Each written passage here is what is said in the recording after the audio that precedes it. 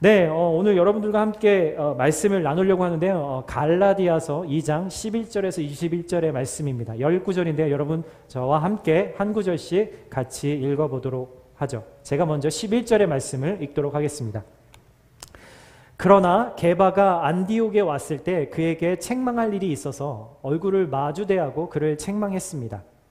게바는 야고보가 보낸 몇몇 사람들이 오기 전에 이방 사람들과 함께 음식을 먹고 있었습니다. 그러나 그들이 오자 그는 끌려받은 사람들을 두려워해 슬그머니 그 자리를 떠났습니다. 그러자 다른 유대 사람들도 게바와 함께 위선을 행했고 바나바까지도 그들의 위선에 휩쓸렸습니다. 나는 그들이 복음의 진리대로 바르게 행하지 않는 것을 보고 모든 사람 앞에서 게바에게 이렇게 말했습니다. 당신은 유대 사람으로서 유대 사람처럼 살지 않고 이방 사람처럼 살면서 어떻게 이방 사람에게 유대 사람처럼 살라고 강요합니까? 우리는 본래 유대 사람이요 이방 죄인들이 아닙니다. 그러나 사람이 의롭다고 인정받는 것이 율법의 행위로서가 아니라 예수 그리스도를 믿음으로 되는 것을 알기에 우리도 그리스도 예수를 믿었습니다. 이는 우리가 율법의 행위로가 아니라 그리스도를 믿음으로써 의롭다고 인정받으려는 것입니다. 율법의 행위로는 어떤 육체도 의롭다고 인정받을 수 없기 때문입니다. 그러나 우리가 그리스도 안에서 의롭다고 인정받으려 하다 우리 자신이 죄인으로 드러난다면 그리스도께서 죄를 짓게 하시는 분입니까? 결코 그럴 수 없습니다.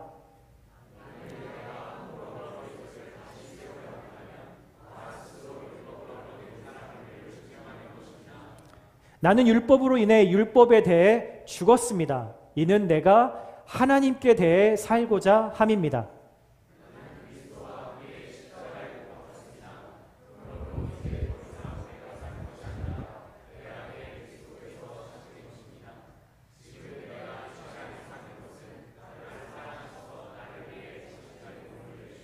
하나님의 아들을 믿는 믿음으로 사는 것입니다. 함께 읽을까요? 나는 하나님의 은혜를 헛되게 하지 않습니다. 만일 의롭다고 인정받는 것이 율법으로 말미암는다면 그리스도께서 헛되게 죽으신 것입니다.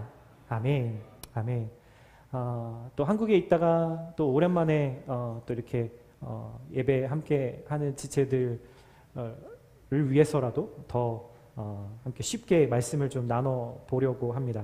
이제 저희가 사도행전을 이제 묵상을 마치고 이제 많은 짧은 편지들이 이제 우리에게 주어져 있을 거예요. 이제 오늘 그 여러 개의 편지들 중에서 갈라디아서, 갈라디아 교회에 보내는 편지를 우리가 함께 묵상하려고 합니다. 여러분 한 3주 전에 함께 나눴던 말씀 혹시 기억나세요? 바울이 전도 여행을 갔죠. 두 번째 전도 여행을 갔다가 돌에 맞아서 거의 완전히 죽었다가 다시 부활한, 다시 살아난 그 경험, 그곳이 바로 루스드라라고 하는 곳이었습니다. 여러분, 이 바울이 그곳을 떠나 다음 행선지로 간 곳이 바로 갈라디아라는 곳이에요.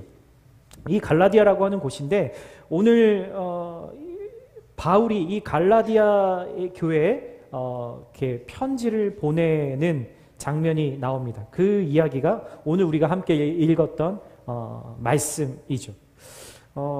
바울이 갈라디아에서 복음을 전하고 그곳에 교회가 세워졌어요. 그리고 나서 다른 곳에 또 가 있으면서 갈라디아 교회에 어떤 일들이 생겼다라는 소식을 듣게 됩니다. 순수한 복음으로 교회가 세워졌는데 마치 우리 칼라마조 한인교회가 오늘 세워진 지 41년째 되는 날인 것처럼 그곳에 갈라디아 교회가 복음으로 세워졌는데 주변에 살던 다른 유대인들과 이런 사람들이 와서 자꾸 복음과 다른 이야기를 하면서 이 갈라디아 교인들을 어지럽게 하게 됩니다. 뭔가를 너희들이 구원을 받기 위해서는 예수님 말고도 뭔가가 더 필요해. 너희들이 잘못 알고 있어. 라고 그렇게 이야기를 했다라는 거죠. 예를 들면요. 유대인들이 구약 시절부터 지켜왔던 거 있잖아요. 남자들은 태어난 지 며칠 만에 뭘 받아요? 할례라는 걸 받죠. circumcision. 우리 한국에서는 포경수술이라고 하는 것이죠. 그렇게 해야만 하나님의 언약을 가지고 있는 백성이다. 그것이 증거다라는 것이었어요. 그리고 뭐 지금도 유대인들은 이제 코셔 음식이라고 해서 먹어야 할 음식, 먹지 말아야 될 음식, 뭐 이러한 그런 규칙들, 종교 안에서 만들어낸 그 규칙들을 아무런 관계도 없는 이방인이었던 유대인이 아닌 사람들에게조차도 이것을 지켜야지만 너희들이 하나님의 구원을 얻을 수 있다라는 이야기를 하기 시작한 거예요. 그러니까 갈라디아 교회가 안에서 혼란스러워지기 시작합니다. 갈등을 하는 거예요. 종교적인 이 규칙들을 더 잘 지키는 사람에게만 구원이 주어질 수 있다라는 이야기를 하니까 지금까지 들었던 복음, 오직 믿음으로만 하나님의 은혜로만 구원을 받는다라는 이 메시지와 전혀 다른 복음을 듣게 된 거였어요. 이 소식을 들었더니 바울이 너무나 화가 난 거예요. 진리를 왜곡하는 그 사람들 때문이었죠. 그래서 무거운 마음으로 이 갈라디아 교인들한테 편지를 씁니다. 스토리는 이래요. 우리가 오늘 읽었던 이야기 이해되시나요? 베드로, 게바라고 하는 것은 베드로의 또 다른 이름이죠. 베드로라는 이 예수님의 사도 중에 가장 맏형 같은 이 사도가 이미 본인도 하나님의 메시지를 통해서 이방인들에게 구원을 받는 거에도, 유대인들이 구원을 받는 거에도 동일하게 오직 예수 그리스도의 복음밖에 없다라는 것을 가르쳐 주셨어요. 그런데 이 베드로 사도가 그것을 다 확정하고 예루살렘 교회에 와서도 모두가 다 같이 인정하고 그럽시다, 우리 이제 그것만은 우리의 복음입니다라고 인정을 했는데, 그 이후에 유대인이 아닌 다른 사람들과 함께 밥을 먹다가 저기서 유대인들이 오니까 슬그머니 도망을 간 거예요. 그들에게 비난받을까 봐, 유대인들의 율법과 규칙에 의해서 베드로 사도가 비난받을까 봐 두려워해서 그가 도망친 거죠. 그걸 가지고 이 바울이 사도가 그걸 가지고 공개적으로 꾸짖습니다. 14절에 뭐라고 꾸짖었냐면, 복음의 진리대로 바르게 행하지 않았다, 그래서 당신은 잘못했다라는 이야기를 하는 거예요. 오직 하나님의 은혜로만 구원받을 수 있다라는 이 진리에 무언가를 덧붙이려고 하는 것은 나를 위해서 십자가에서 죽으신 예수님을 다시 못 박아서 죽이는 그런 꼴이다라는 것이었죠. 절대로 타협할 수 없는, 진리에 대해서 절대로 타협할 수 없는 도전이었기 때문에 그 선배였던 베드로 사도를 사람들 앞에서 공개적으로 비난하는 거죠. 여러분, 복음이라는 것, 오늘 말씀의 주제가 굿 뉴스입니다. 좋은 소식, 다른 말로 가스펠이라고도 하고 복음이라고도 하죠. 뭔가 이 복음이라는 것을 생각하면 샘플한 것 같지만 또 누군가에게 말을 하려고 그러면 좀 어려운 것 같이 느껴질 때가 있어요. 그래서 누군가에게 자신 있게 이거에 대해서 말하지 못할 때도 종종 있죠. 여러분, 그런데 성경은요, 크리스찬들에게 어떤 때에만, 혹은 뭐 새신자 교육을 받을 때, 혹은 교회에 처음 나왔을 때 안 믿는 사람들에게만 복음이 필요하다라고 이야기하지 않는다라는 거예요. 여러분, 복음은 누구에게 필요할까요? 복음은요, 그런 사람들에게만, 교회 처음 나온 사람들에게만 필요한 것이 아니라 복음은 우리 모두에게, 그리고 매일매일 필요한 것이다라는 거죠. 오늘 이 갈라디아서를 누구에게 썼나요, 바울이?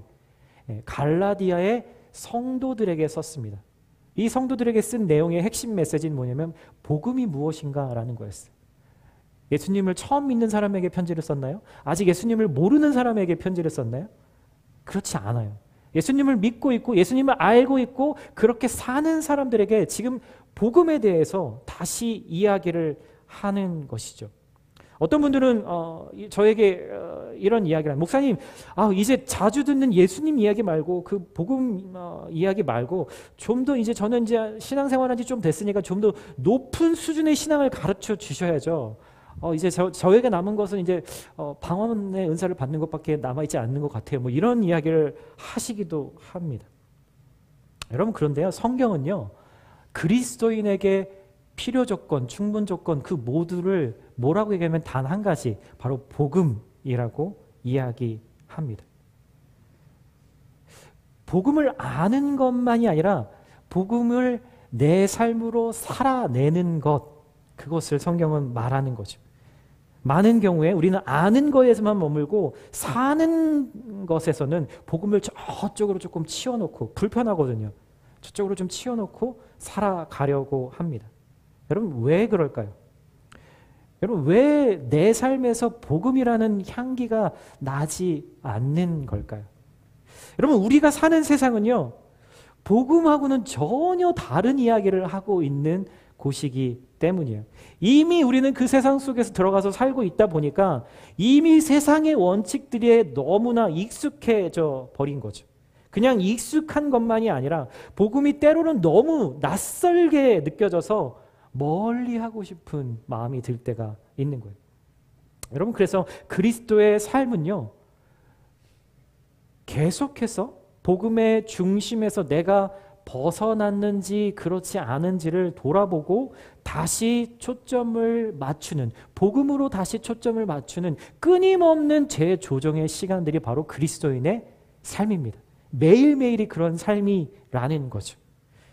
그래서 성경은 그리스도인들에게 처음부터 끝까지 그리스도인에게 필요한 것은 오직 복음밖에 없다라고 말하고 있는 거예요. 그리고 복음만이 그리스도인을 그리스도인답게 할 수 있는 유일한 능력이다라고 이야기를 한다는 거죠. 여러분, 처음 들으시는 얘기인 것 같으세요? 성경은 계속해서 그런 이야기를 하고 있습니다. 그렇다면 여러분은 복음이라는 게 뭘까요? 목사님 매번 하시는 얘기 또 하시네요. 제가 여러분에게 물어본다면, 네, 신집사님 저를 이렇게 사랑스럽게 보고 계신데 복음이 뭔가요? 네, 한 문장으로 만약에 말한다면 너무 당황하셨어. 네. 네. 제일 중요한 걸 얘기해서 복음은 예수님입니다. 네. 제가 성경 공부를 하거나 사람들을 신방하고 이렇게 만나다 보면은 다양한 이야기를 합니다. 어떤 도넛 가게를 운영하시는 우리 형제님이 같이 성경 공부를 하면서 복음이 뭔가요? 라고 얘기했더니 그렇게 얘기했어요. 저는 복음이 빵이라고 생각합니다.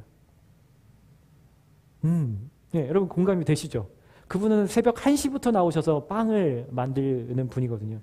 그분에게는 복음이 빵인 거예요. 누군가에게 아침 식사, 그 영양분을 제공하는 것처럼, 빵이 그런 것처럼 복음이 우리를 살아가게 하는 힘과 능력이 된다는 거죠. 세탁소를 운영하시는 어떤 한 여자 집사님하고 이야기를 했어요. 같이 복음에서 이야기를 하다가 우리 자매님, 우리 집사님, 복음이 뭐라고 생각하세요? 그랬더니 그분이 아주 유명한 정말 중요한 말씀을 하셨습니다. 복음은요, 목사님, 더러운 것을 깨끗하게 해주는 것이고요, 찢어지고 헤어진 옷을 다시 새 것같이 바늘과 실로 이어주는 것이 바로 복음인 것 같아요. 라고 말씀하시더라고요. 와, 여러분 놀랍지 않으세요? 네, 그분은 세탁소를 운영하시면서 복음이 과연 무엇인가를 자신의 삶과 직업을 통해서 다시 해석한 거예요. 어떤 청년은 복음에 대해서 이렇게 합니다. 듣고 배우고 변화되어서 내 삶을 그리스도인답게 튼튼하게 만드는 것라고 얘기하고요. 어떤 가르치는 분들에게는 복음이 누군가를 올바르게 가르쳐서 그들이 세상에서 정의롭고 사람들을 사랑하고 섬기는 사람으로 세워지게 하는 힘이라고 복음을 정의하더라고요. 네, 맞습니다. 모든 분들이 각자 자신의 삶에서 과연 복음이라는 것이 무엇인가라는 것을 삶에서 치열하게 싸우면서 때로는 넘어지면서 이 경험했던 복음이 바로 그러한 것들이라는 것이죠. 저는 여러분들의 삶에서 나름의 복음이 무엇인지를 그렇게 정의 내릴 수 있는 그런 은혜가 있기를 예수님의 이름으로 축복합니다. 제가 사진을 한 장 보여드리고 싶어요. 네, 제가 한 15초 동안 여러분들에게 이 사진을 관찰할 시간을 드리겠습니다.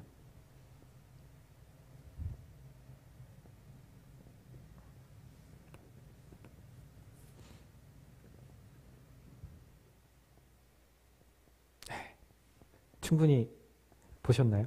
제가 지난주에 우연히 페이스북에서 이 사진을 보고 한 10분 동안 이 사진만 쳐다봤어요. 되게 뭔가 이렇게 바로 지나갈 수 없는 그런 마음이 들더라고요. 여러분 어떤 게 느껴지세요? 이 사진을 보면서? 상황이 대충 파악이 되죠. 네. 아마도 그 커머셜 키친, 그러니까 아마 레스토랑이나 뭐 어떤 그런 커머셜 키친에서 요리사가 지금 아마 빈 콩 요리를 하고 있었던 것 같아요. 근데 이 콩 요리를 다 만들어서 큰 트레이로 옮겨 담다가든지 아니면 그것을 다시 다른 곳으로 옮기다가 있는지는 모르겠지만 실수로 손에서 놓쳐서 바닥에 이게 다 스필 된 거죠. 놓쳐버린 거예요. 뜨거워서 그랬는지 아니면 뭐 손을 잘못 집었는지 아니면 바닥이 미끄러져서 미끄러졌는지 모르겠지만 지금 저 요리사가 주저앉아서 이 사실이 믿겨지지 않는다는 듯 망연자실하게 지금 있는 거예요. 치워야 되겠다, 뭐 그 다음에 어떻게 하겠다 이런 생각조차 지금 못하고 있는 그런 순간인 거죠. 어쩌면 이 실수 때문에 아마 케이터링 지금 당장 좀 있으면 5분 후에 나가야 될 그 케이터링에 큰 차질이 생겼을지도 모르겠어요. 제가 질문을 드립니다. 여러분들이 이 상황에서 동료 요리사였거나 아니면 여기에 오너였다면 여러분들은 이 상황을 보고 어떻게 반응하시겠어요? 우리 필규 형제 어떻게 하셨을 것 같아요? 네. 필규 형제가 그 옆에 있었던 사람이었다면 어떻게 반응했을 것 같아요? 아, 네. 네, 역시 훌륭합니다. 지난 학기에 BTS를 했거든요. 네. 예, 아마 대부분의 반응이 현실적으로는 그럴 겁니다. 도대체 일을 어떻게 하는 겁니까, 지금? 네. 너무 놀라지 마세요. 조심했어야지, 조심을. 이 뜨거운 걸 옮길 때는 두꺼운 장갑을 끼던지 해야지. 이게 뭐 하는 겁니까? 지금 이제 10분 후에 케이터링 보내야 되는데 이거 언제 다시 만들 거예요? 당신이 지금 책임질 겁니까? 내일부터 나오지 마세요. 뭐 심하다면 이런 이야기를 했을지 모르겠어요. 그런 상황이었겠죠. 여러분, 이것이 여러분들 눈앞에 실제로 일어난 상황이라면 여러분들은 아마 다양한 반응들을 할 수 있었을 거예요. 근데 그 반응들을 크게 두 가지로 보면 이런 겁니다. 첫 번째는 제가 방금 말했던 것 같은 이야기를 하면서 하는 그런 얘기죠. 조언이에요. 어드바이스. 주저앉아서 머리를 감싸고 있는 저 사람 그 옆에 그 무슨 신발 하나가 보이죠? 누군가 거기 서서 있는 거예요. 그 사람의 이렇게 얘기할 수 있겠죠. 뜨거운 곳을 옮길 때는 이렇게 해야지. 끝까지 채우지 말았어야지. 너무 뜨거우니까. 뭐 등등등의 이야기를 했겠죠. 조언을 해줬을 거예요. 다음에 할 때는 뭐 이렇게 해라. 여러분, 그런 말을 들으면 여러분은 어떤 생각이 들까요? 여러분들은 이런 상황에서 그런 어드바이스를 들으면 여러분 어떤 생각이 들 것 같으세요? 자책하는 마음이 들겠죠. 그리고 다음번에는 절대로 이 실수를 두 번 다시 하지 말아야겠다라고 생각하면서 애쓰고 나를 쪼우고 막 스트레스 받는 어떤 그런 상황들이 앞으로 진행될 겁니다. 그리고 또 한 가지 다른 반응이 있을 수 있어요. 저 뒤에 서 있는 사람이 아마 이렇게 반응할 수도 있죠. 다친 데는 없어요, 김민혜 집사님? 혹시 뒤지 않았어요? 괜찮아요? 약 필요해요? 여러분, 괜찮아요, 괜찮아요. 사랑은 누구나 다 실수할 수 있거든요. 저도 예전에 그랬어요. 내가 지금 다 이렇게 치우고 정리할 테니까 도와줄 테니까 걱정하지 마세요. 제가 지금 그 커스터머한테 얘기해서 조금 우리가 시간이 걸릴 테니까 양해해달라고 제가 말할 테니까 너무 근심하지 마세요. 아마 저희 교회 성도님들이라면 현장의 삶에서 아마 그런 반응을 하셨을 거라고 저는 생각합니다. 그러면서 걸레와 바스켓을 가져와서 빨리 치우려고 하고 좀 쉬고 있으라고 마음을 진정하라고 했을 거겠죠. 저는 이 사진을 보면서 나올 수 있는 두 가지 반응이 바로 복음과 율법에 대한 차이를 아주 잘 설명해 주는 거라고 생각합니다. 오늘 이 갈라디아 교회의 문제가 됐던 게 뭐냐면 복음 이외에 율법을 행해야 된다라는 것과 아니다, 복음으로 충분하다라는 그 갈등과 그 차이라는 거죠. 실수를 했던 이 요리사에게 반응할 수 있었던 두 가지 방법, 이게 바로 율법과 복음의 차이라는 겁니다. 여러분, 율법은요 마치 아까에서는 어드바이스예요. 충고죠. 너가 해야 될 일은 이것이고 너가 이것을 해야지만 한다라고 촉구하는 거예요. 그리고 당신이 어떻게 행동하느냐에 따라서 당신의 모든 결과가 달라질 수 있다라고 말하는 거죠. 내가 어떻게 하느냐에 따라서 결과가 달라질 수 있다라는 거예요. 더 잘한 행동을 한 사람은 더 좋은 결과를 얻게 됐다라는 이야기죠. 우리가 살아가는 세상의 규칙이고 원칙입니다. 여러분, 그런데 복음은 달라요. 당신은 언제나 실수할 수 있고 실패를 경험할 수 있는 사람이다.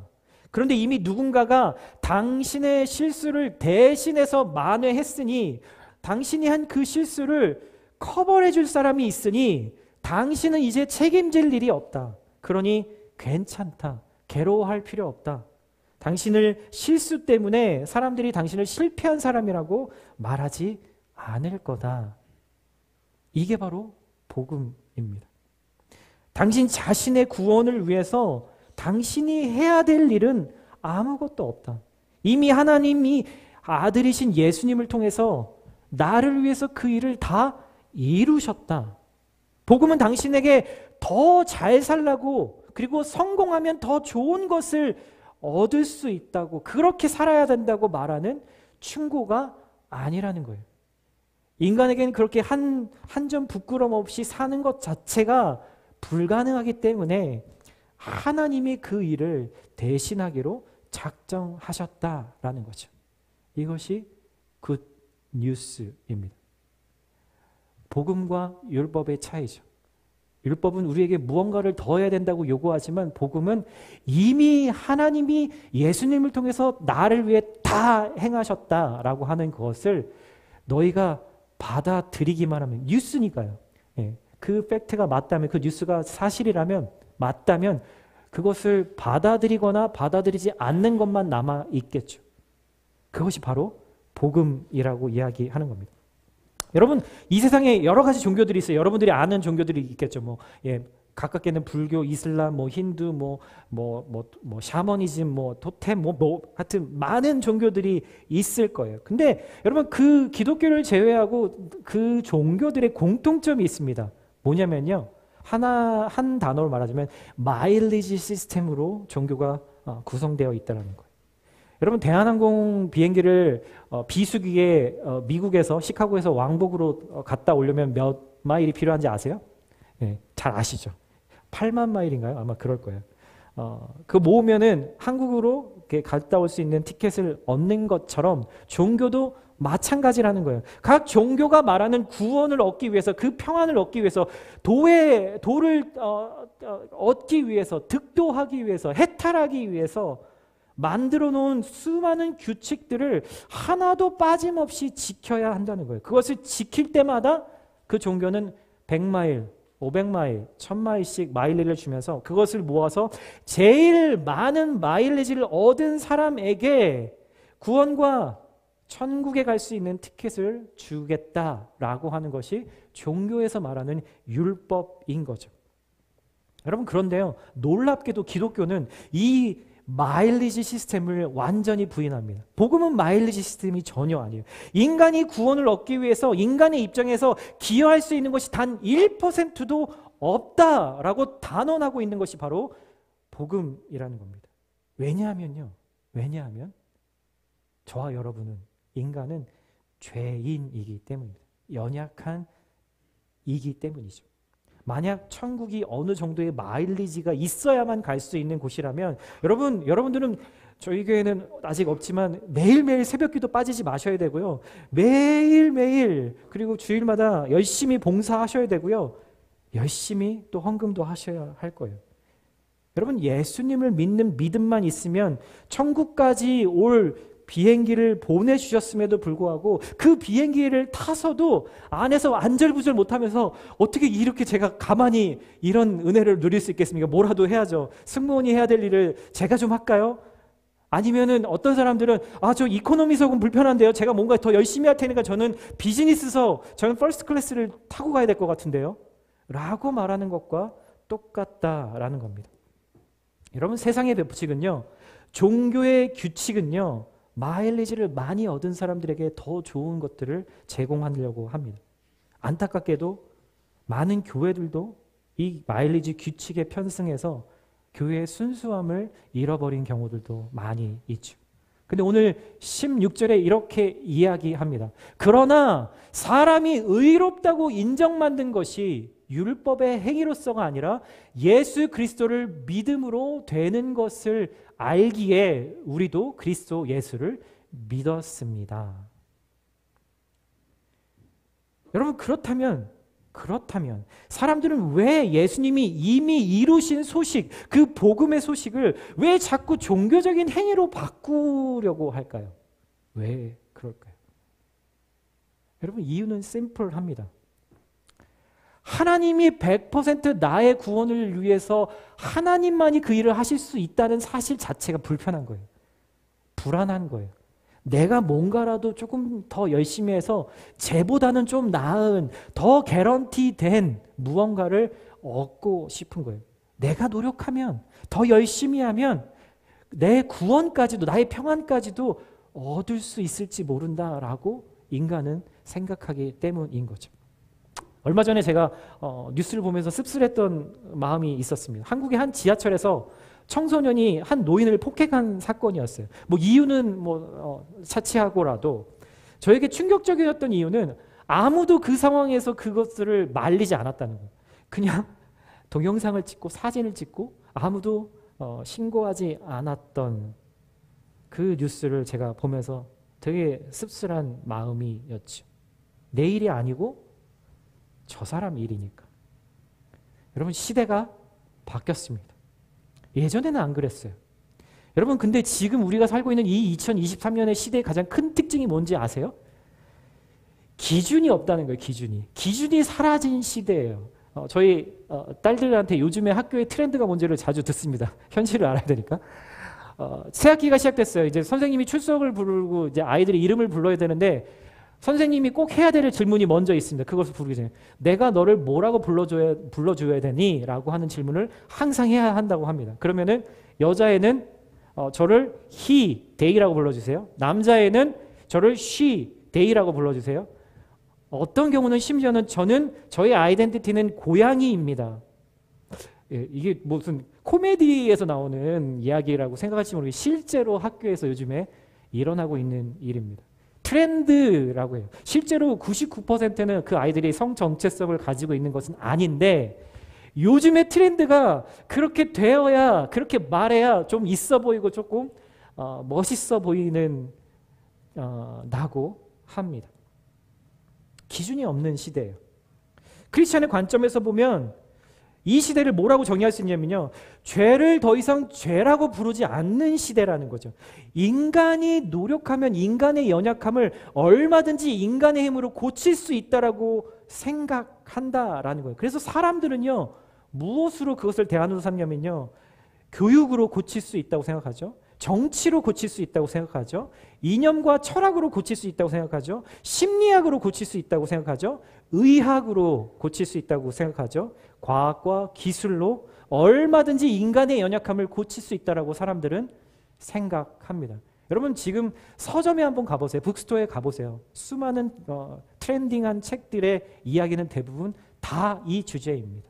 인간의 연약함, 인간의 죄성까지도 인간의 노력으로, 인간의 지식으로 다 바꾸고 개선할 수 있다라는 거죠. 여러분, 이 사실에 동의하세요? 저는 논리가 아니라 여러분들 주변에 우울증을 겪고 있는 사람들이 분명히 있을 거예요. 아마 우울증 약을 드시는 분도 있을지도 모르겠어요. 여러분, 그런 사람들을 주변에서 보면요, 우울증 약으로 우울증이 치료되지 않는다니까요. 여러분들, 우리가 그걸 보고 있잖아요.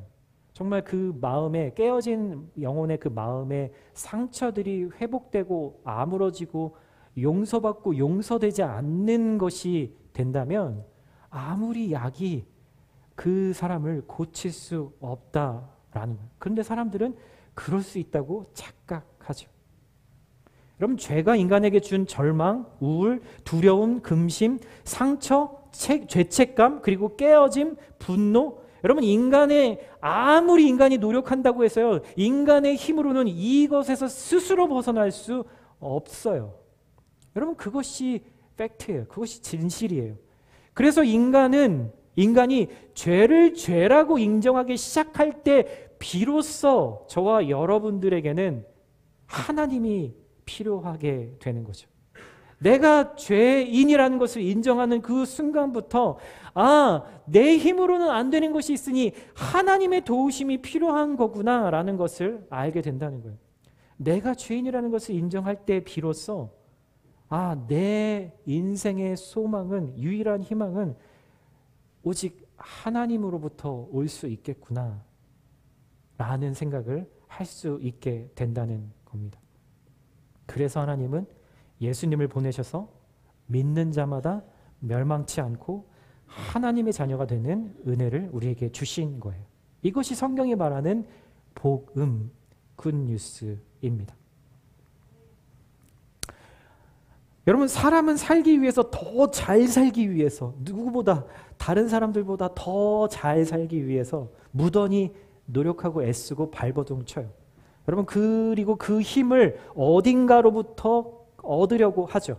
어떤 사람은 이성에게서, 연인이나 이성에게서 그 힘을 얻으려고 하고, 어떤 사람은 돈을 통해서, 어떤 사람은 자녀나 가족들에게서, 어떤 사람은 자신의 직업을 통해서 그 더 잘 살기 위한 힘을 얻으려고 합니다. 저는요, 제가 1997년에 예수님을 처음 만날 때, 제가 24살 때 예수님을 처음 만날 때까지 제가 제 삶을 열심히 살아낼 수 있었던 원동력은 제 주변에 있는 사람들에게 인정받는 거였어요. 인정받는 거. 특히나 우리 가족들에게, 우리 아버지에게, 우리 어머니에게, 내 형제 자매들에게, 야, 너 잘하고 있다. 너 진짜 괜찮은 사람이다. 너 진짜 믿을 만하구나. 그 말이 너무너무 듣고 싶었어요. 어린 시절부터 사실 그렇게 주목받지 않는 인생을 살아와서 그런지 모르겠지만, 누군가가 나를 알아주고 잘했다고 말하고 인정해주는 그것이 저를 살아가게 만드는 가장 큰 원동력이었거든요. 그래서 그게 최고라고 생각해서 제가 좋아하는 일을 하려고 했던 게 아니라 나를 인정해주는 사람이 좋아하는 일들을 열심히 해서 그 인정을 받으려고 노력하며 살았어요. 제 꿈이요, 예전에도 몇 번 말씀드렸지만 저는 국어 선생님이 제 꿈이었거든요. 제가 국어를 되게 잘했어요. 그래서 그리고 책을 이렇게 소설책도 너무 좋아하고 혼자서 이렇게 책을 보는 거를 너무 좋아해서 그런 문학을 가르치고 이런 그런 것이 제 꿈이었는데, 저희 아버지는 단칼에 제 꿈을 남자 새끼가 그거 해갖고 뭐 먹고 살라고 라는 그 한마디에 제가 바로 전공을 바꿔서 원치 않는 공부를 또 하게 됐죠. 그 이후에도 그 전에도 정말 많은 일들이 제 안에 그런 이유들로 인해서 있었습니다. 제가 원했던 직업도 아니었지만 저희 집안은 다 공무원 집안이었거든요. 사촌의 모두가, 사촌까지도 다, 사돈의 팔촌까지도 공무원 집안인데, 그래서 공무원이 될 수밖에 없었습니다.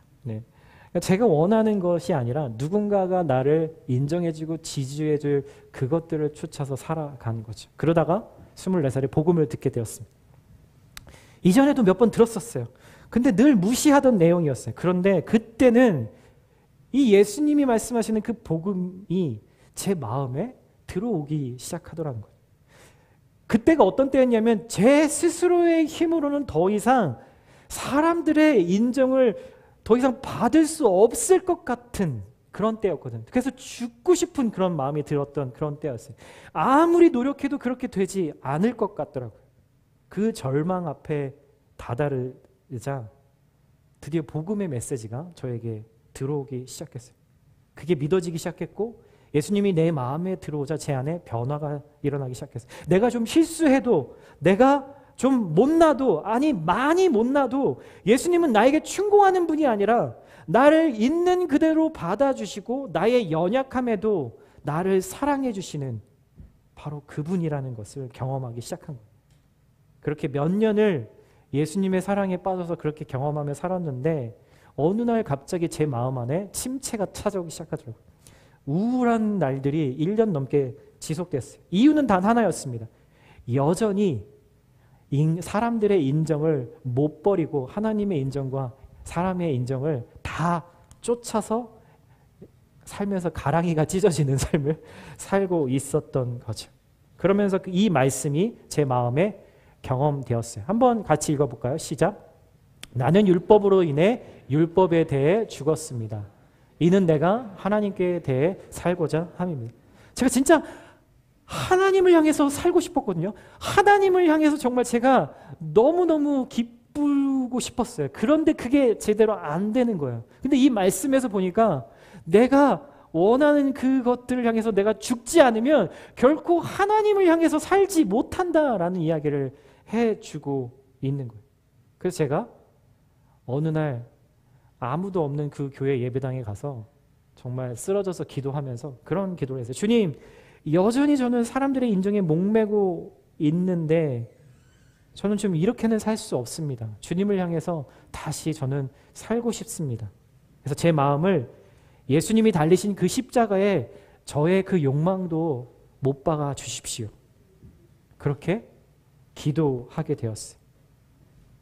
제가 더 이상 인정받기 위해서 제 스스로 채찍질하면서 더 노력해야 돼, 더 열심히 해야 돼 라고 말하는 그 소리들과 욕망들을 십자가에 못 박은 거예요. 그렇게 되니까 저의 욕망이 죽었기 때문에 더 이상 제 안에서 저에게 말할 대상이 없어진 거죠. 그러니까 더 이상 이제부터 그런 소리들이 내 내면에서 저를 괴롭히지 않게 되더라고요. 제가 그렇게 했던 이유는 진정한 자유를 얻고 싶었어요. 내가 줄 수 있는 것이 아니라 내 안에 계신 주님만이, 예수님만이 주실 수 있는 그 자유를 제가 온전히 누리고 싶었기 때문이었어요. 사랑하는 형제자매 여러분, 저와 여러분들이 무엇을 하느냐에 의해서 우리가 누구인지가 결정되지 않아요. 여러분, 새 학기가 시작됐어요. 오늘 어쩌면 이제 대학에 처음 들어서 새롭게 시작하시는 분들도 있을 거고, 또 2024년 하반기를 정말 열정을 가지고 기대하는 마음으로 시작하는 분도 계실 거예요. 그런데 한 가지 꼭 명심하셔야 될 것은 여러분들이 무언가를 잘하고 못하는 것으로 인해서 여러분들이 누구인지가 결정되지 않는다라는 거예요. 예수님께서 나를 위해서 행해 주신 그것, 굿뉴스, 이미 행하신 그 뉴스, 십자가에서 내 죄를 위해서 대신 죽으시고 부활하셔서 나를 의로운 사람이다 라고 선언하신, 내가 연약하지 않아서가 아니라 내가 실수하지 않는 사람이어서가 아니라 예수님을 믿는 것 그 이유 때문에 너는 이제부터 내가 righteous people, righteous man이라고 내가 인정할 거야 라고 하는 그 사실 때문에 나는 언제나 어디서나 하나님의 아들이고 하나님의 딸이 될 수 있다라는 거죠. 내가 무엇을 애쓰지 않아도 예수님이 나를 위해서 행해 주신 그 일을 믿기만 하면 우리는 모든 죄로부터 자유할 수 있는 것입니다. 그것이 복음이 주는 완전한 자유, 진정한 자유라는 것입니다. 여러분, 오늘 이 주일이 우리 교회의 41번째 생일을 기념하는 주일입니다. 이 주일날 어떤 이야기로 주님을 기쁘시게 할 수 있을까요? 우리 모두가 만족하고 배부를 수 있을까요? 이따가 먹을 잔치국수가 우리를 배부르게 할까요? 네, 저녁 6시가 되면 또 배가 고파질 겁니다. 여러분, 2024년 이 하반기에 또 새로운 출발선에 서 있는 저와 여러분에게, 여러분은 살아가면서 또 여러분들의 한계에 마주칠 때 난 이것도 못해, 난 진짜 쓸모없는 것 같아 라고 생각이 들 때마다, 내 안에서 그런 음성이 들릴 때 이 세상이 너를 쓸모없다 말하는 것은 완전히 거짓말이야. 넌 내가 가장 사랑하는 아들이고 내 딸이야 라고 말씀하시는 하나님의 음성을 들으셔야 해요. 여러분, 잊지 마세요. 우리에게 들려주신 이 굿뉴스, 복음은 좋은 충고가 아니라 나를 위해 이미 이루어 놓으신 좋은 소식이라는 사실을요.